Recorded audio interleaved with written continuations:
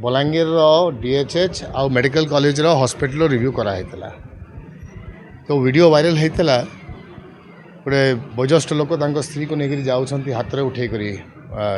bedsheet नहीं तेणु review कराइला गला थर टाइम दिखाई कि जो जो प्रोब्लेमटा रही जाए स्ट्रेचर ब्लड तथा अन्य जिनिसटा खासकर जो मैंने आउटसोर्सिंग काम कर भल कर परिचालना हवा कथा सीडीएमओ को कहुई तेणु आज आम आसचु फिजिकली स्पॉट चेक करवा लगी डीएचएस हॉस्पिटल देखीचु निश्चय अनेक जिनिसटा काम करवा दरकार अच्छी ब्लड केमती स्ट्रीमलाइन हेबो ब्लड कलेक्शन केमती बढ़ा जीवो अवेयरनेस केमती हेबो हॉस्पिटल जो एमआरआई मशीन डीएचएच लगी सीटी स्कैन मशीन आमर मेडिकल कॉलेज लगी 1.5 वर्ष 2 वर्ष है सरकार कौच आम दौचु केबे आसीपारूनी ताकू जल्दी आने पड़ो डॉक्टर शॉर्टेजटा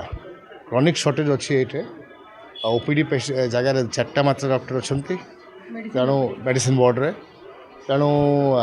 ये सब डॉक्टर्स को बढ़ावा निहाती दरकार अच्छी यही बलांगीर जिले में स्वास्थ्य मंत्री अच्छा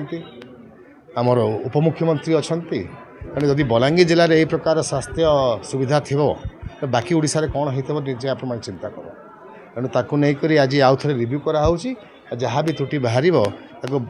आगामी दिन में उचित पदक्षेप निया हाउस रे हो ना कि रिव्यू माध्यम रे हो ना कि सरकार पाखे हो